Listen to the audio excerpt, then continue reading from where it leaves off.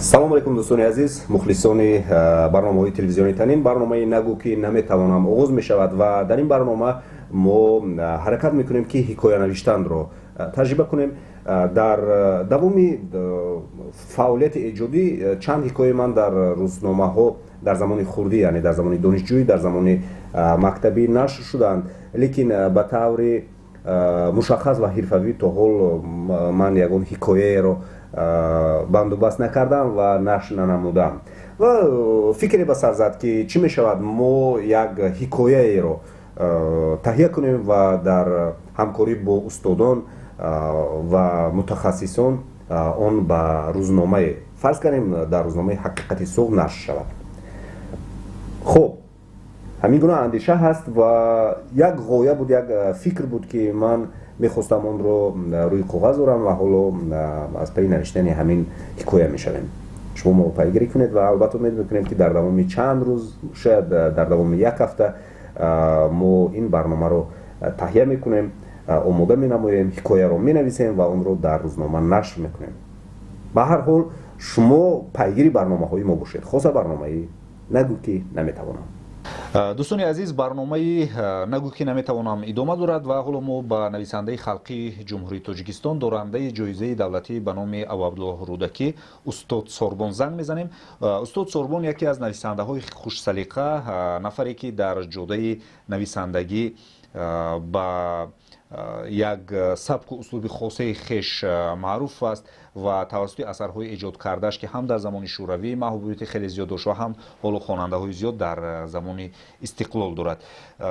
мо бо эшон суҳбат мекунем. устод Сорбон асарҳои ҷӯгӣ, зарафшон, дашти морон, кабевар, санги сипар ва барзгард, достони писари худо ва чандин асарҳои зиёдеро таълиф карданд ки воқеан аз ҳаёти мардум, аз ҳаёти мардуми оддӣ ва таърихи миллати мо ҳарф мезананд.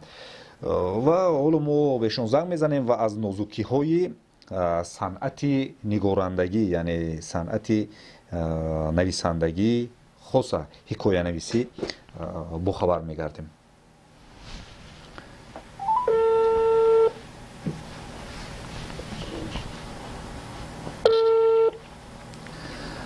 алё, ассалому алайкум.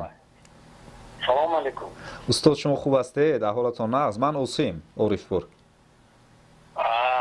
худоро шукр. шумо чӣ хел? сиҳат саломат?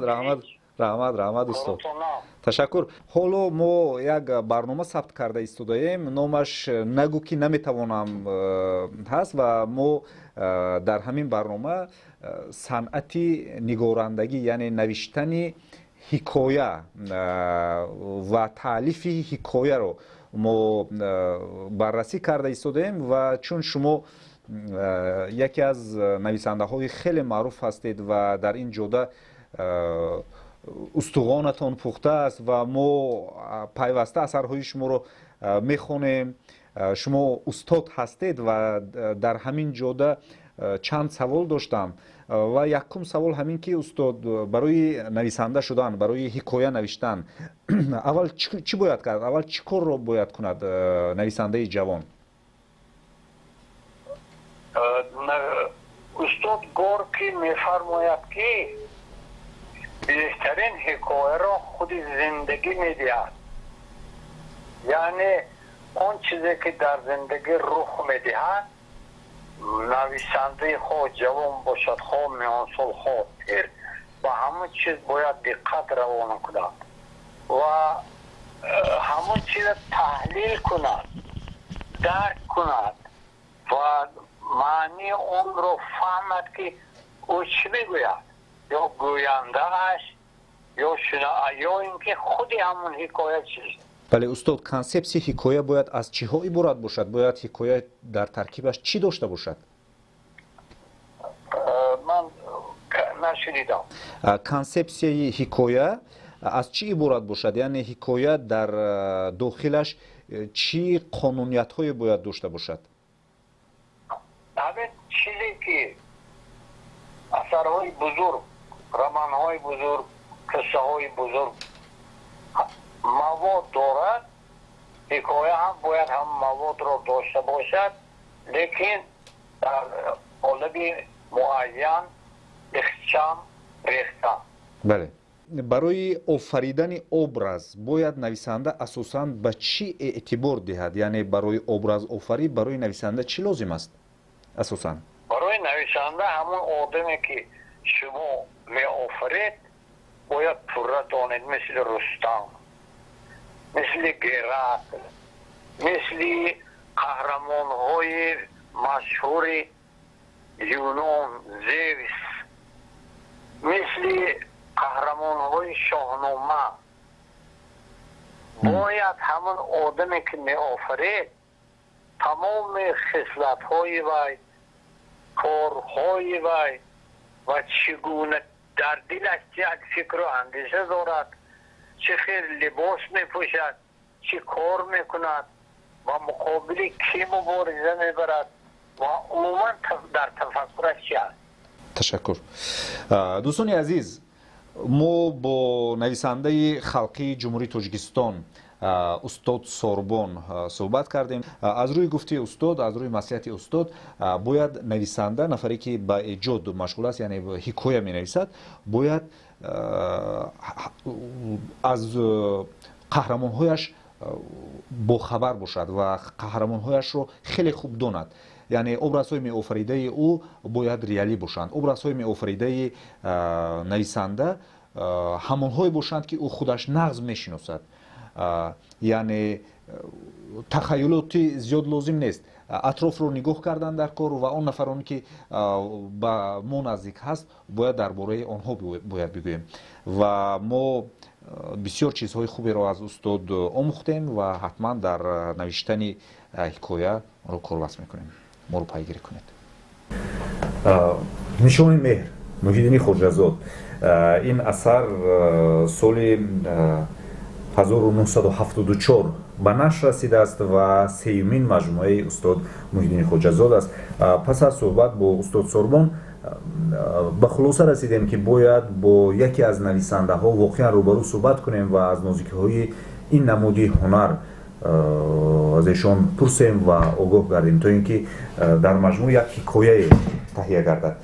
خلاصه ما برای آنکه یک حکایه خوبی را تهیه کنیم و آن واقعا یک حکایه خوب باشد و برای تماشابین، برای خواننده با طلبات حکایه جوابگو باشد، همچون ژانر و ابرازهای خوب داشته باشد، ما حرف رو البته با حرف چسباندن میتوانیم، لیکن حکایه نوشتن این کاری مشکل است.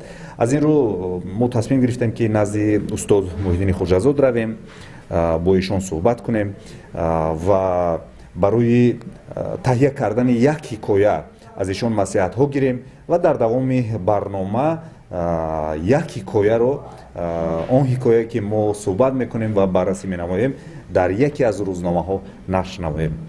شما ما رو پیگیری کنید، از ما دور نروید. محیدین خوجازاد یکی از نویسنده های خوش سلیقه که اثرهای خیلی زیاد نوشتند و از روی اثرهای نوشته استاد چندین فیلم های هنری نیز ثبت شده است.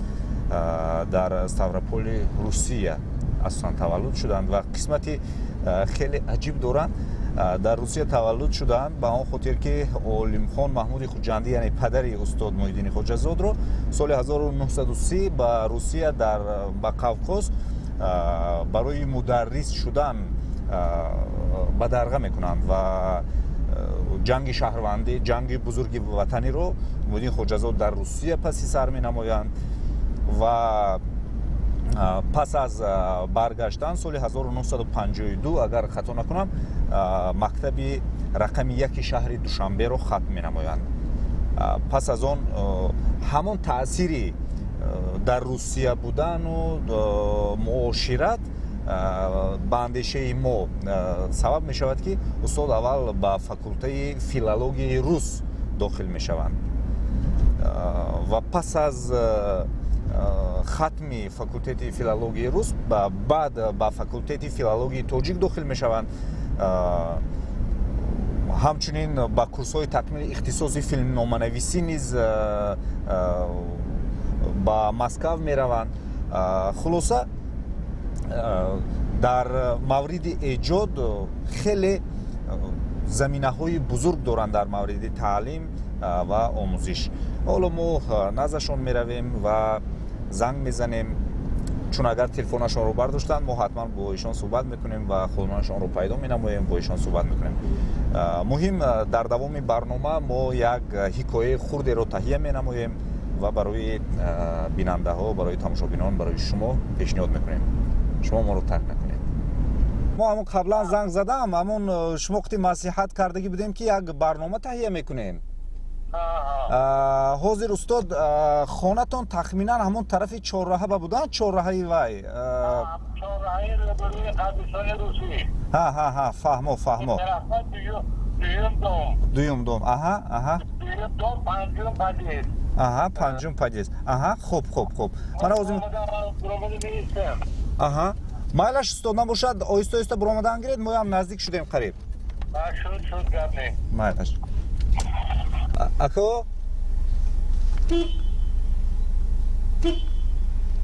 ҳаминҷа доми дуюмми? ду якум падез, яъне доми ду мо бояд даромадгоҳи 5 равем, падези 5. ин дуюм падез, сеюм, ин чорум. агар ман хато накунам мо бояд наминҷа вақтитар равем. панҷум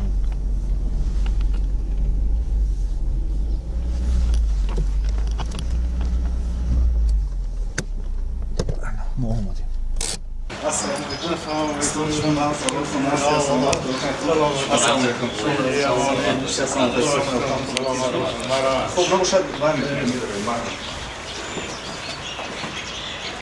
дӯстони азиз, муҳибону дӯстдорон ва мухлисони барномаҳои телевизиони танин, чуноне ки дар оғози барнома мо гуфтем, мо бо устод Муҳиддини Хоҷазод суҳбат мекунем ва доир ба ҳикоянигорӣ, доир ба навиштани санъати ҳикоя бо устод суҳбат хоҳем кард ва албатта бо кӯмаки эшон як ҳикояамонро дар ягон ҷарида, дар ягон рӯзнома нашр хоҳем намуд.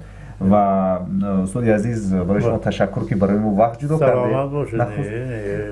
барои эҷодкор ҳамеша вақт ҳаст. ташаккур. устод, мо тасмим дорем ки як ҳикояе чоп кунем. аслан ман каме ҳамин як рағбати навиштан дорам. чӣ хуш. баъзан пароканда ҷое чизе менависам, лекин ман намедонам ки ин ҳикоя бошад, намедонам ки ин қисса бошад. ба ҳар ҳол ман мехоҳам ки бо шумо дар мавриди умуман дар ҷанри ҳикоя суҳбат кунем, чун шумо низ коратонро аз ҳикоя оғоз кардед. кори нависандагии шумо аз ҳикоя оғоз шудааст. пас аз он ба асарҳои муҳташаму ҳикояи аввал мо тамоми ҷаҳонбо паҳн шуда рафт, ба 50 забон тарҷима шуд, гӯем муболиға намешавад. ин кадом ҳикоя? ҳусн. ман ҳам хондагӣ ҳастам. як ҷавоне оғозаш чӣ хел буд? чӣ хел сар мешуд? сар мешудам ту гӯед кадом духтар ё зани зебо дучори нигоҳи мард нашудааст. ҳамин гуна оғоз мешавад. дучори нигоҳи марде ки ҳусн барояш фақат сурат аст. сурата қабул мекунем ва ҳамчун меравад. вале ман ин ҳикояро хонда будам, хеле ошиқам шуда будам ки баъд зан гӯё мардро қабул намекунад, пас аз он мард як инженер ҳаст ва вақте аз бозор гузар мекунад мебинад ки он ҳусн дигар нест, аз он ҳусн дигар чизе нест. ахираш зани дигар мард зани дигар мегирад, фарзанддор мешавад, зан танҳо мемонад ва охираш ҳам ту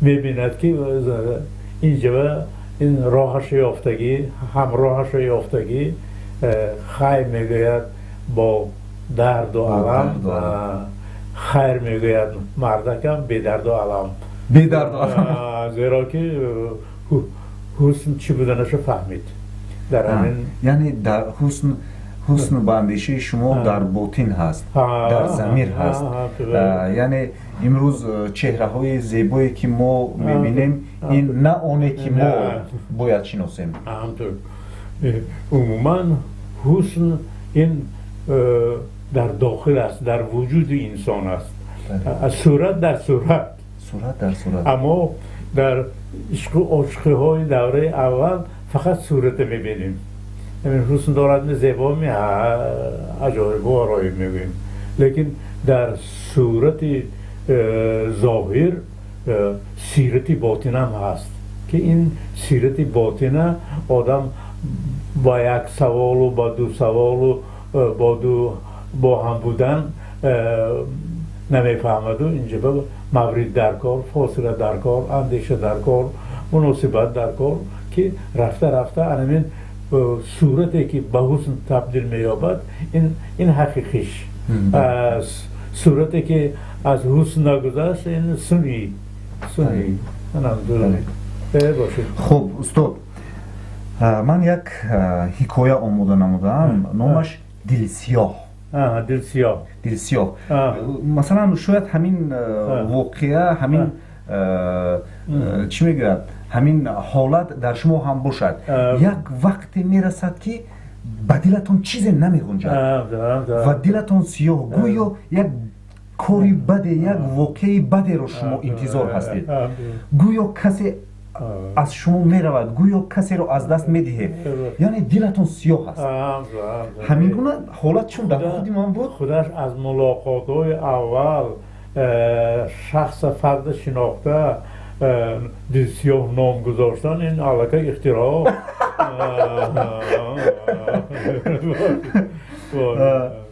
و من یک زمان در همین حالت بودم یعنی دلم سیاهی دارد و با چیزی نمیتونم آن رو روشن کنم و همین گونه یک حکایه نوشته بودم با نظرهای شما همین رو تحریر میکنیم و البته برای تماشابین های ارجمندی ما که حالا ما رو تماشا میکنن آن رو تهیه می نماییم و به یگان روزنامه پیشنهاد میکنیم چون اگر چاپ کردن آن رو برای تماشابینان معرفی خواهیم کرد خب آغاز میکنیم استاد لیکن استاد یک چیز من میدونم شما خیلی زبانی زیبا دارید من چون حکایه های شما رو خواندگی هستم در صنعت نگارندگی یعنی در گفتار در لحن زیبایی شاید جای درست گفتم جای من غلط گفتم لیکن در مجموع حالا ما کانسپسیه حکایه رو باید یک دیده براییم نه علاقه دل سیاه نام گذاشتن این علاقه معنی ها دارد که دیدی شما نسبت همین و نکته یا چگونه علاقه ایام می شود تشکر استاد این از همان روز سر شد که خوابی دهشتناک دیدم در خواب می دویدم و یک سراب آدم مثل که گویا خود و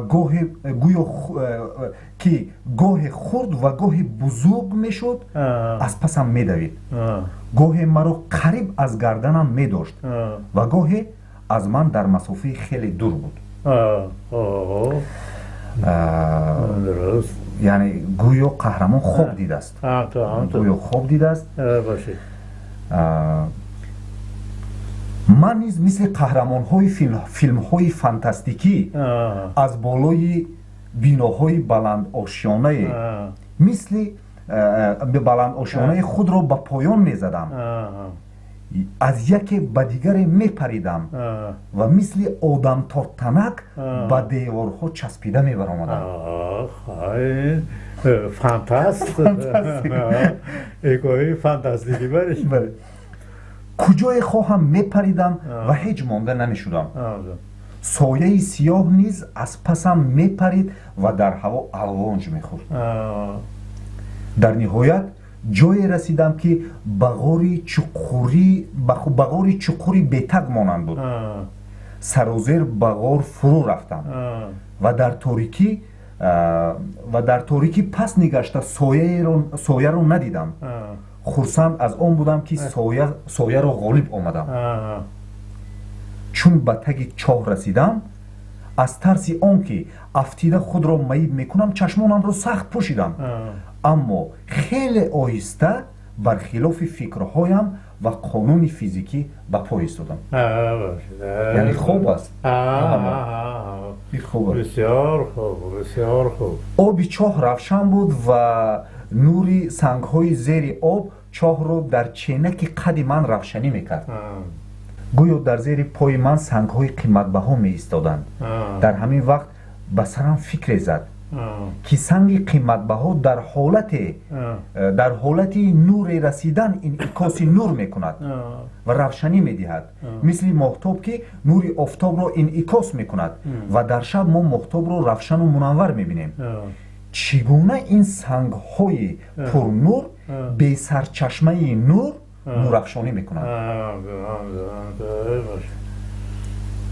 ё ин мӯъҷизаест ки ақли ман то ҳол ба фаҳмишаш намерасад. худи ҳамин ибтидо мегӯяд ки шумо ба диди фантастикии зиндагию ҳаёту муҳит ҳаст.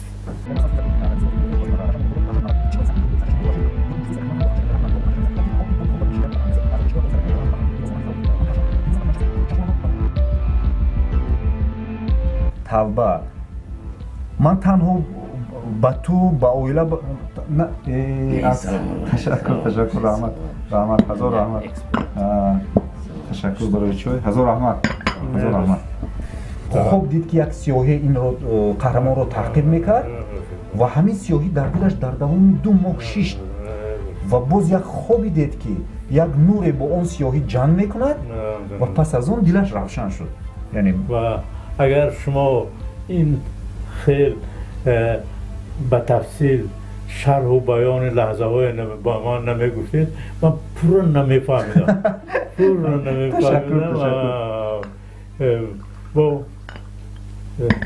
бинобарин ҳикоя аслаш ҳусни ҳар як ҳикоя ин тарзи баёнаш, яъне тарзи баёни зебандаи арзандаи нозуки вай бошад. агар вай хотирба мемонад, дил ба ҷо мегирад, анамин кати таваҷҷӯҳ пайдо мешавад. бинобар ҳамин хусусан ҳикояи фантастикӣ ки ба ҳамин наздик аст, ина бо шунидан бо ё қироат вай пурра фаҳмида намешавад. инро бояд шумо пешакӣ мехондед. ина хонда ҳама паҳлӯҳош ба эътибор дода сони як андеша кунем гапи дигар буд. лекин ҳаминаш ҳаст ки аз қироататону баёнатону хонданатон маълум ки доред ҷавҳар ҳаст, бояд онро такмил дод. ҷавҳари эҷод ҳаст. бояд атрофи қаҳрамон мағзаи қаҳрамон худаш ҳамон тасвир бояд шавад. аз бисмиллоҳ сар шуда назаргорда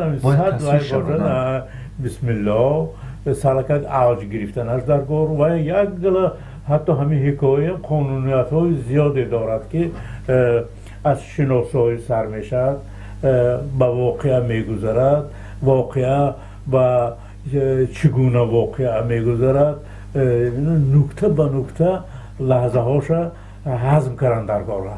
аслан аввал худи муаллиф бояд ҳазм кунад, сони хонандаам ҳазм мекунад аз паси вай. ҳозир ба сарака ҳамин муаллақ намобарин.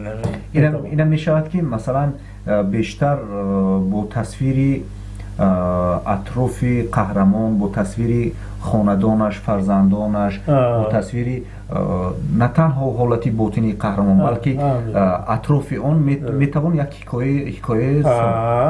не, ин маъни он надорад ки ин ҳикоя нашудааст гуфта намешавад.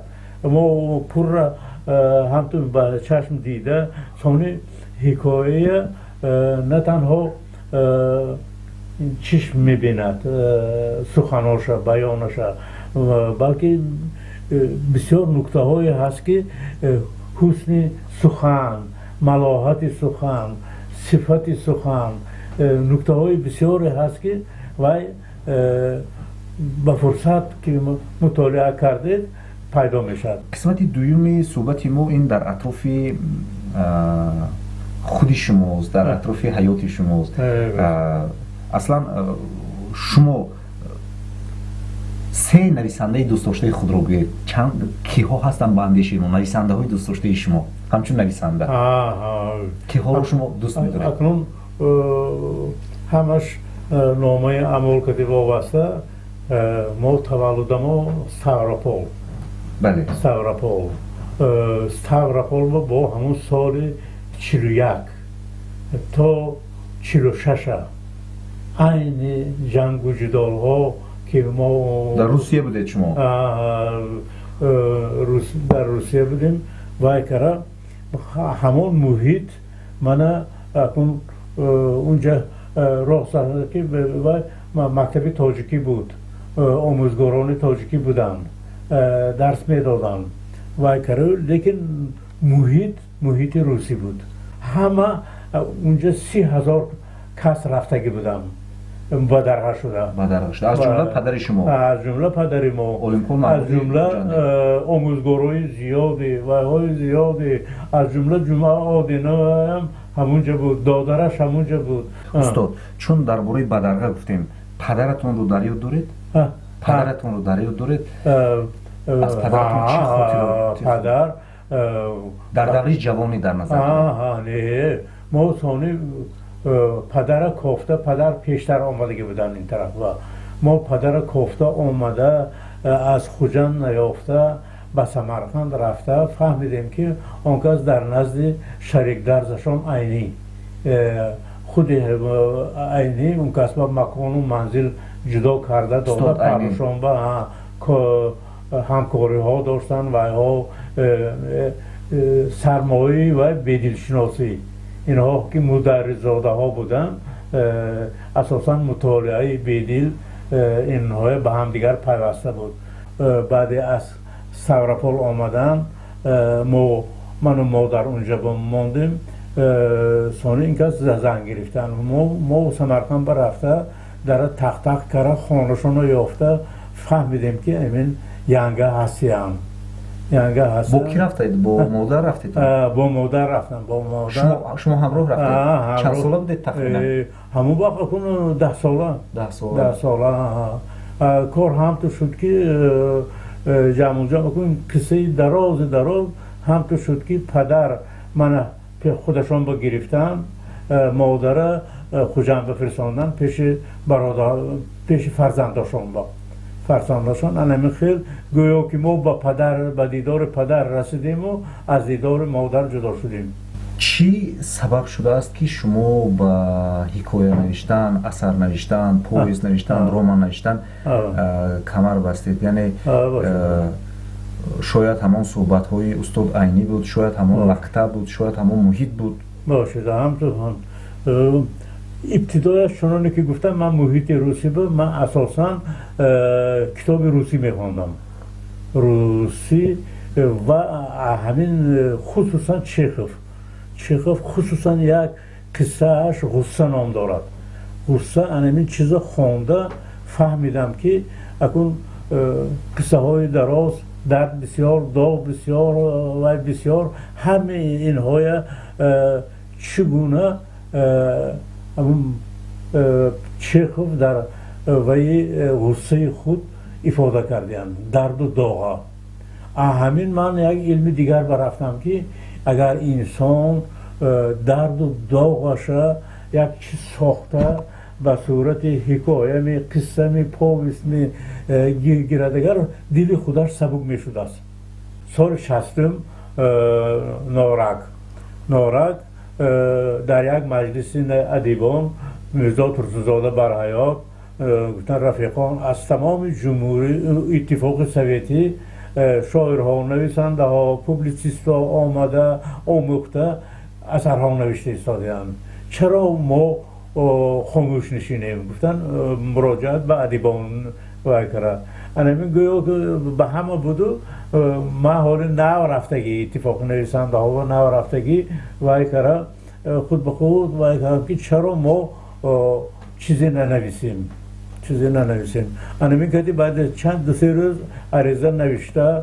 ما علاقه کاتبی مسئول صدای و مدیری نصر و صدای شرق و کار عریضه نوشته رفتم. اون وقت مددگارا بودن. من هم تو به حالم نپرداختن برده شناس کرده. هم یک شرط منم گفته بودم که من ادیب بودنم نفهمم. هم تو یک کارگر و کار علمین کتی سانه حتی وای هایم شد، تهمت هایم شد، نویس ها شد از بالای موقعی یک مرد اشتباه نما پیدا شده گویا کارش اینقدر نمایان نیست، لیکن پشت سنگ و پشت بلاک های وای با گذرفته قلم گرفته کم چی ها می نویسه گفته وای کرده. حتی من ارگانو با جیز دادن نشان دادن که همین چی هست. گفته سالی گفتم که خیلی من کم بعضی چیزهای قید و گرفته دیم. تومت هم تو شده که این تمام اسرار ساختمان خودش قیدش به گرفته یکان روز فوش میکنه. چون نورک در همان دوره همان ساختمان اولین بود و هم سربند اون در دنیا در جای یکم بود.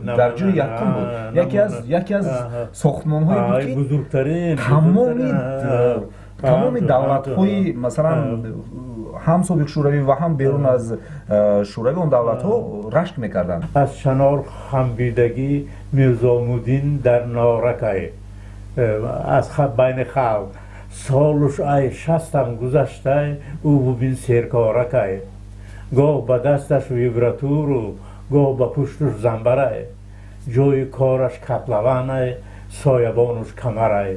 همین ای تابشی که حتی بایتا هم ایجاد کردن در حق شما.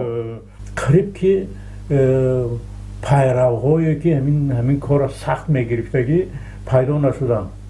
کدام کار در نظر درباره ساختمان ها اثر نوشتن باید یک سلسله اوچرکا پوبلیسیستیکا ها وای ها پیدا شد. رفیقا هستن تا امروز یک همین اثر برکمالی باید پیدا نشد. چرا؟ زیرا یک دوره هم تو شد که من رفته آموختنم سالک خوشانچه کردیم چلاب گرفتن که این سپارش کتی رفت. سپارشی ترسنزاده کتی نه سپارش های رکنه ها کتی رفت. رفت هم تو سرم دلم نویست و اینه بینید که اکم از میانه همین قدر گذاشت سرم دلم نوشتگی ها به درجه اکم من با سرور امروزی ما که ارباب هنر تاجیکستان نویسنده خلقی تاجیکستان همین ها اثبات کرد که این سپارشی نبوده است، از قلب است، از دل است. سانه چیزی سپارش ده و یک تا چیز همین هست که استاد همین کتی همین هم میگویم که همین کتی وظیفه پاک و حلال مایه سالکک وای دادنده رنگی تابشی.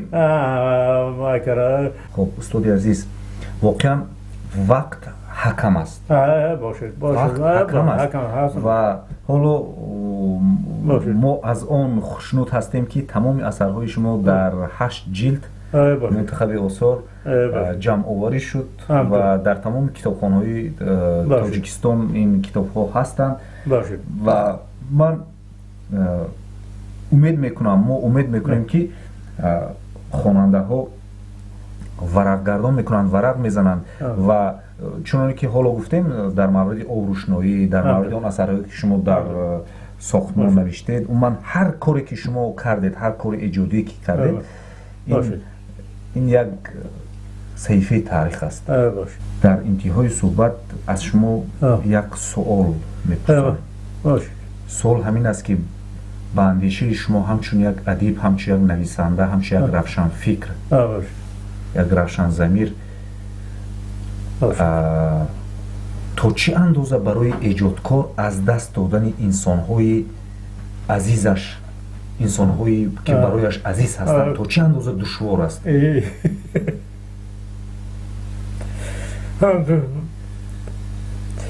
ولی خدا شکر الها شما سال 31 یک دوره امتحان سخت کلک بود. اون کلک با از جمله پدر شما، نه تنها پدر ما، همه ملاهایی که همون دوره و اکون مدرسه های بخارا سمرقند تمام کرده بودن گرفتار شدن. به هر رنگ گرفتار شدن و مدرسه دیده ها به قطار بی‌سوادترین فرد همون دوره و همون زمان گذشته رفتن. خبر داریم که استاد شما چند قبل همسر خود را از دست دادید. این نیز یک تلفات بزرگ بود. باشه. خود را تنها حس نمی‌کنید استاد؟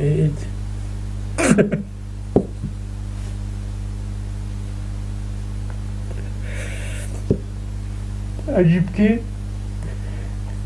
ما درمان شدیم، ما خواه رفتیم 2 ماه 3 ماه معالجه بدیم، یعنی درست بدم خبر میگرفتن. خلاص که همه دردهای کشیده خدا از درد نقله با مدد دور، با مدد زمان، با مدد حاذقها و یا شفا یافتیم. من زنبار قطع آوردگی پاکتی گشت، شما بتونید صحبت کرده گشتیم و بیاییم همه آمده خبر میگیرن، میبینن ینگه نیستیم کنی اخیر از بعد 2-3 ماهی دیگر و اما شما همونجا خواه رفتم، اون کس گذشتن. یعنی ما صحت شده خانه و اومدیم ینگه رفتم درمان شده بیمار شدن. لیکن بچه دیدیم که فرزنده حساب رنگون و کرا نباشد هم برای خودمون میگویم که همون لحظه دردکشی ها و 1000 بار خدا جان من گفتم نگرید و کرا سانی بعد آمده این وضعیت های دیدم بعد 100 توبه با کرده و کرا سانی و شد که توبه در آمدم که همین جان خدا دادگی جان ما گیر گفتن این هم گناه عظیم بوده است. گناه عظیمی بوده است که با اکن شبه این گناه عظیم که من اکن رنگی دیگر جزا نداد که مگر مهربانشته اکن. بله برای صحبت تشکر. من امید میکنم که استاد نسل من بعده تاجیک با خواندن اثرهای شما همچون استاد معنوی از شما پند میگیرند و حکایه نوشتن و پویس نوشتن و رمان نوشتن رو میآموزند. و من آرزو میکنم که در همان نویسنده های آینده در همون رده ها شما هم باشید. تشکر هزار رحمت. استاد عزیز، من همین کتاب رو از یک جای پیدا کرده بودم و بسیار خواهش دارم که با سایه دست شما همین کتاب من گرفته بودم، چون در کتابخانه خودم نشانی مهر و بسیار میخواهم که چه اینجا ورق زدگی هست با سایه دست شما اینه بینید فرزندان چکار کردم. خب اگر ایلوجش باشد من همینجا یک سایه دست گذارید استاد.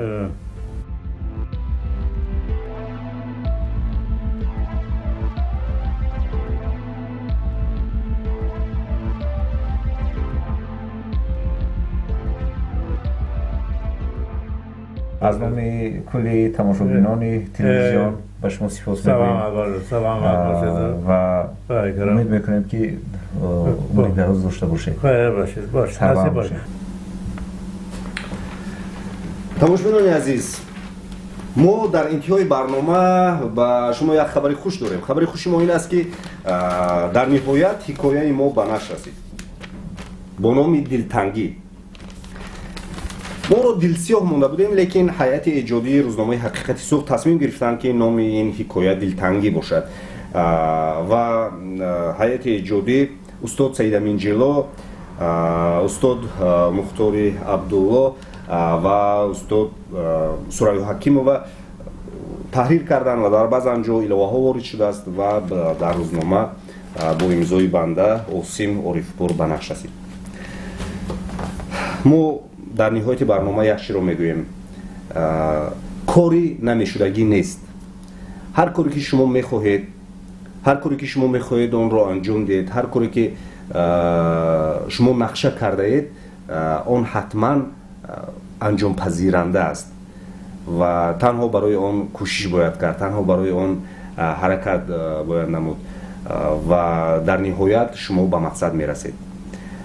як бузурге дар як пандномааш мегӯяд ки барои расидан ба ҳадаф як нақшаи худро, мо чандин муаммоҳо дорем, чандин мушкилиҳо дорем ва ҳаракат мекунем ки ҳамаш якбора ба анҷом расанд, ҳамашро якбора ҳал кунем. як муамморо назди худ гузоред, онро баррасӣ кунед. пас аз оне ки ин масъала ҳал шуд, баъд аз пайи муаммои дигар шавед. боқӣ барои шумо сиҳату саломатӣ таманно мекунем. Сарбаланду пирӯз бошед. наврӯз наздик аст, наврӯз муборак бошад. барномаҳои моро пайгирӣ кунед. хайр, худоҳофиз.